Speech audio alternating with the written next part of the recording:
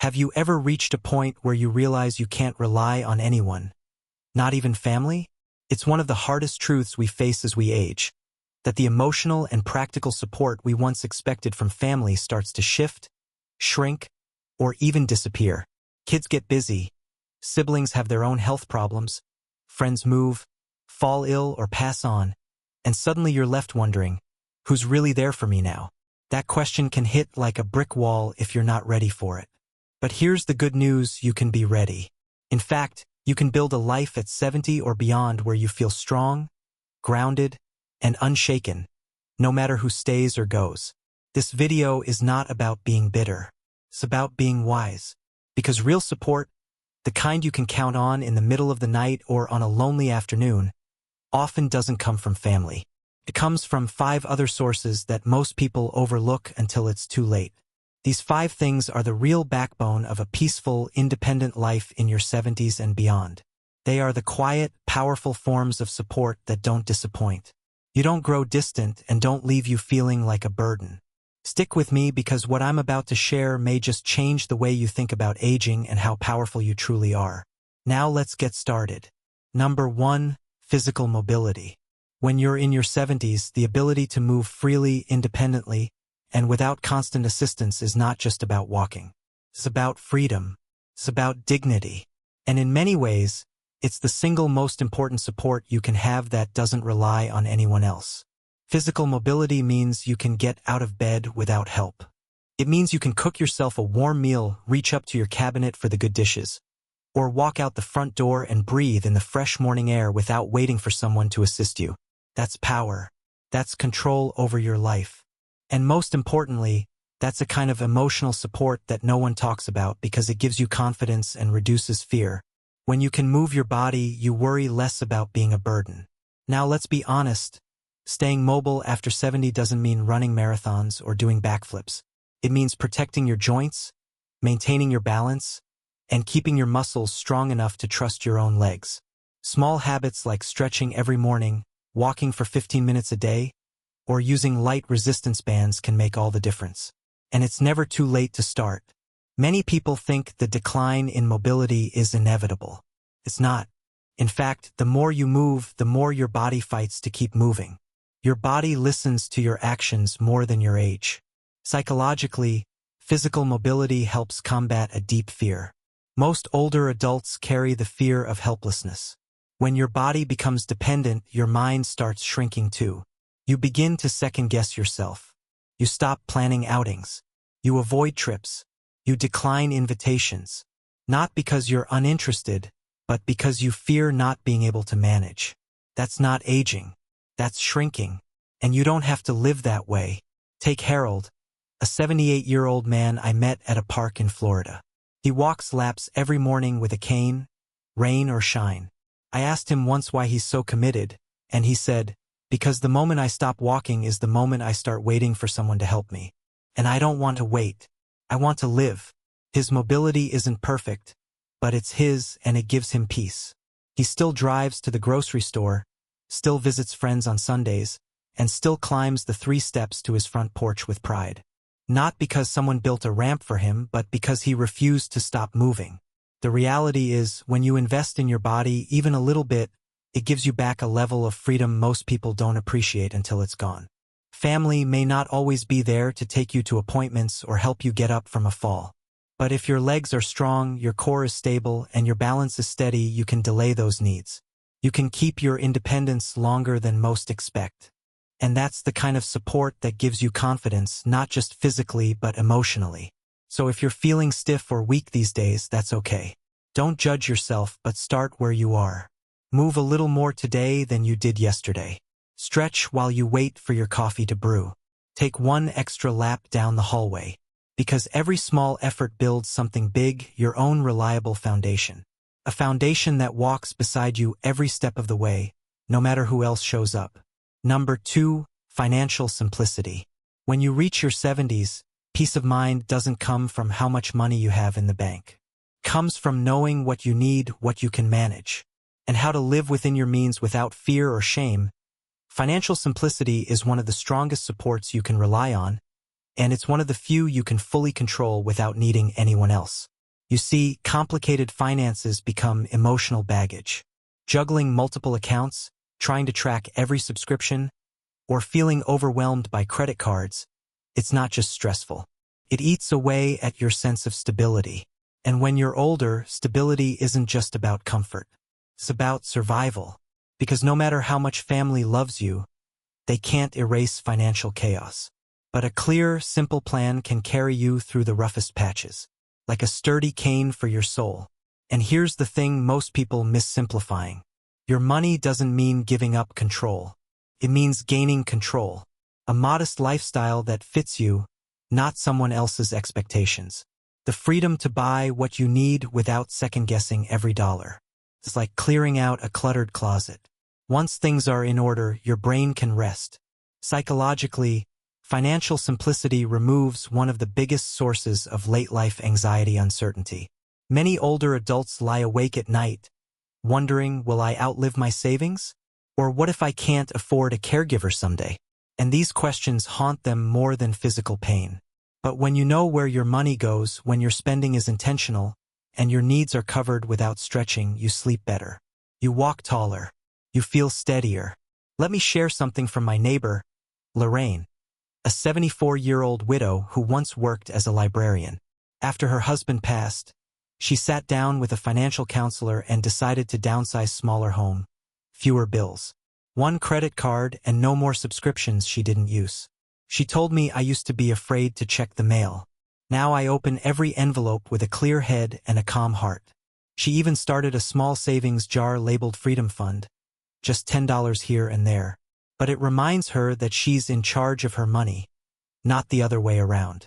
What Lorraine did wasn't magic. It was choice, a quiet, deliberate decision to simplify her financial life, so she could focus on living, not just surviving. And here's the most powerful part: when your finances are simple, you need fewer people to manage them. You don't have to call your son every time you have a billing question. You don't have to wait for a family member to explain the fine print. You can handle it. You're the captain. So if you feel overwhelmed by your money right now, take a breath. You're not alone. And you don't need to be rich. You just need to be clear. Cancel what you don't use. Combine what you can. Write down what comes in and what goes out. Make it so simple you could explain it to a friend over a cup of coffee. Because in the end, peace isn't in the numbers. It's in the knowing. If you're still watching this video and finding these insights valuable, please comment number 2 below to let me know you're here. And if you haven't subscribed yet, I recommend you subscribe and turn on the bell so you don't miss any videos. Your support helps us continue creating good content to inform and inspire you. Now let's move forward. Number 3, consistent health routine. At 70 and beyond, your strongest support isn't your children, your neighbors, or even your doctor. It's your daily health routine. I'm not talking about trendy workouts or expensive supplements. I mean the small, steady actions that you repeat every day to keep your body and mind in working order. This is the kind of self-reliance that builds true independence, because when your body feels steady, so does your spirit. You see, many people wait until something goes wrong before they start paying attention to their health. But that's like patching a leaky roof during a thunderstorm. It's reactive and it keeps you in crisis mode. A consistent routine flips that, puts you in charge. When you walk every morning, drink your water, stretch your legs, take your medications on time, and eat what fuels you, not what fills you, you are creating a rhythm of respect for yourself.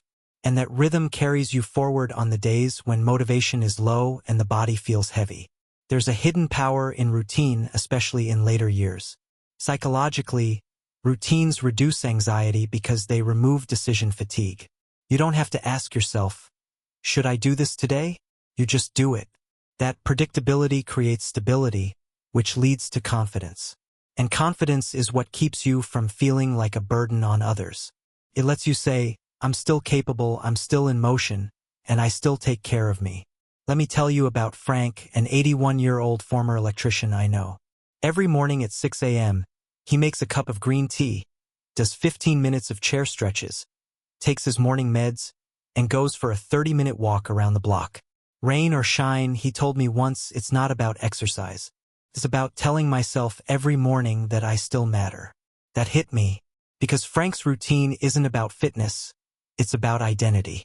About staying connected to the part of himself that refuses to quit just because the years are adding up. And here's something you might not realize when you have a routine. You actually need less help, not more. You're less likely to forget your pills, less likely to have falls, less likely to feel lost in the day. It's like building a sturdy path in a foggy forest. Even when things feel unclear, your feet know where to go because they've walked it every day.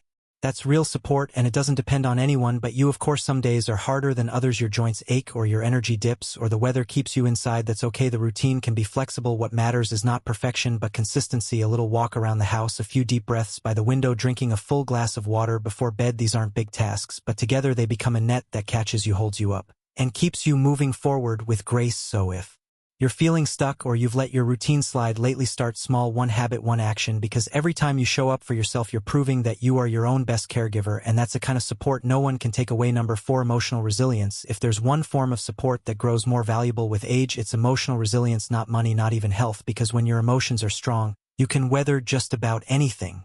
Loneliness, grief, setbacks, and yes, even the disappointments that sometimes come from family. Emotional resilience is what lets you sit in silence without feeling empty and face hardship without feeling destroyed. At 70, life has likely already thrown you a handful of losses, maybe more. A spouse passing, children drifting away, health declining. And the mistake many people make is thinking that emotional strength means never feeling sad. That's not it. Emotional resilience is about feeling deeply, but not being drowned by it. It's about letting the sorrow pass through you, not take root in you. This kind of strength doesn't come from pretending everything's fine. It comes from telling yourself, this hurts, but I can handle it. And the truth is, every time you do that, every time you sit with pain without running from it, you become less afraid of what's next. That's powerful. That's liberating. You're not leaning on others to carry your sorrow. You're learning how to hold it without it breaking you. Let me share a story. There's a woman named Eileen, 77, who lost her husband 5 years ago and lives on her own now. I asked her once, what gets you through the hard days? She said, I light a candle every night. Not because I'm religious, but because it reminds me I'm still here. I cry some nights. I laugh others. But I always tell myself, you made it through today. That small ritual is her way of honoring her pain without letting it swallow her. That's resilience. You see, emotional resilience isn't just about surviving the big tragedies. It's about managing the small disappointments too. When your son doesn't call, when a friend moves away, when you realize you can't do what you used to, if you crumble every time something shifts, life becomes too painful to enjoy. But when you have emotional strength, you gain freedom. You're not at the mercy of other people's choices or the world's changes. You're steady because you choose how to respond. Psychologically, emotional resilience rewires your brain. It helps your thoughts slow down. It teaches your nervous system not to overreact. It builds confidence that you can face uncertainty and still be okay. And in older age, when so much is uncertain, that's one of the most valuable gifts you can give yourself. Now, if you're wondering how to build emotional resilience, it starts with awareness. Talk to yourself with kindness. Allow your feelings to be real, but don't let them run wild. Find small grounding routines like writing in a notebook, walking in nature, or simply putting on music you love. And remind yourself often that you've survived every hard thing up to now. That's not luck. That's strength. So yes, family may fade, health may falter, but if your emotional core is strong, you will still stand clear-eyed, steady-hearted, and rooted in the quiet knowledge that you are enough all by yourself. If you're still watching this video and finding these insights valuable, please comment number 4 below to let me know you're here. And if you haven't subscribed yet, I recommend you subscribe and turn on the bell so you don't miss any videos. Your support helps us continue creating good content to inform and inspire you. Now let's move forward. Number 5, a personal code of values. There's something deeply powerful about having your own set of values, especially after 70. When the world around you shifts, when people let you down, and when the future feels uncertain, your personal code becomes your compass.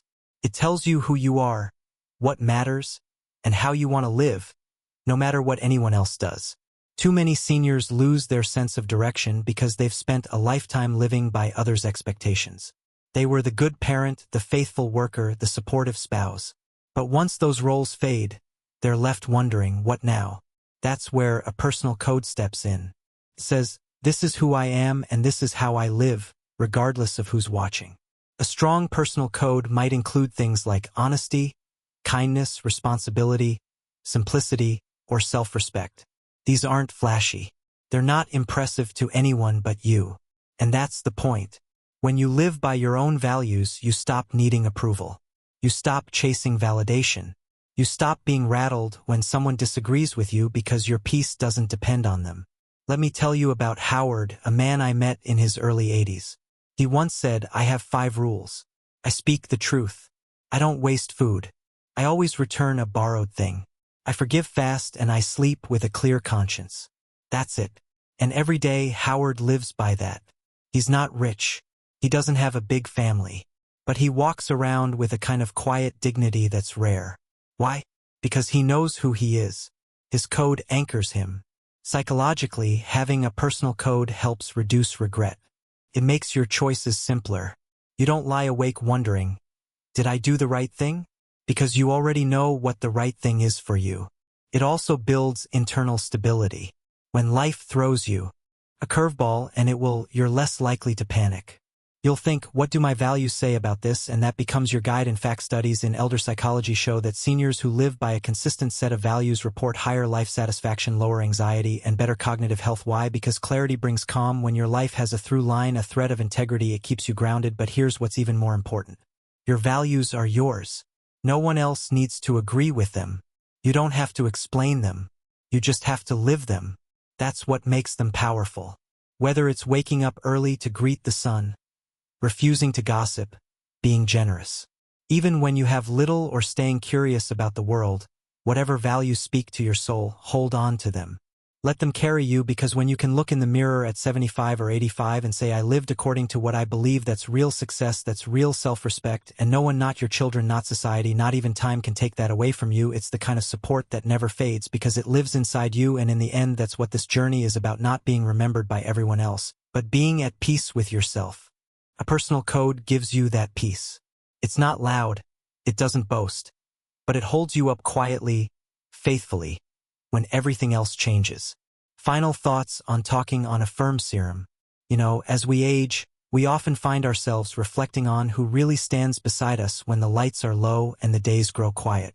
And it's not always who we thought. Family, friends, even our own bodies can become less dependable with time. But that doesn't mean we're left with nothing. In fact, the older we get, the more we realize that some of the strongest supports in our lives were never outside of us at all. They were within us, waiting for us to lean on them. Maybe it's the quiet strength of daily routines, the comforting rhythm that tells your mind and body you're safe, you're grounded. Or maybe it's the joy of small pursuits, things that make the hours feel meaningful even when no one else is around. These are not just hobbies, they're lifelines to our own identity and purpose. Then there's physical self-maintenance. Something as simple as keeping your legs strong and your meals balanced can spell the difference between independence and dependence. It's a truth we don't always want to hear, but it's one that gives us the most control over how we age. Taking care of yourself isn't vanity, it's wisdom. We also talked about having a sharp mind, staying curious, staying engaged, staying alive in the world of ideas and change. When your brain keeps growing, so does your sense of relevance and resilience. You don't fade away, you adapt, you evolve, you surprise even yourself. And perhaps most quietly powerful of all, we explored having a personal code, a set of values that define who you are, no matter who walks in or out of your life. That's your compass. That's your armor. That's what allows you to age with dignity and die with peace. So what does this all mean? It means that the most reliable support system after 70 might not be a person, but a mindset, a way of living rooted in habits, beliefs, and practices that keep you steady no matter what the world does. It's about becoming your own foundation, because when you can stand strong alone, you never really feel alone. That kind of inner strength isn't just comforting, it's liberating. Now here's a gentle challenge for you. Take a moment, maybe after this video ends, and ask yourself, which of these supports do I already have in place? And which one do I want to build up starting today? Don't be afraid to start small. Big changes begin with one quiet decision made in the privacy of your own heart. Thank you for joining us today. We'd love to hear from you. Leave a comment below and share one thing you learned today and how you plan to use it in your life. Your thoughts are important to us, so don't hesitate to share them. Reading your comments gives us great motivation and encouragement. If you enjoyed this video and found it helpful, please like, subscribe, and share. Your support helps us continue creating good content to inform and inspire you. Thanks for watching, and we look forward to seeing you in the next video.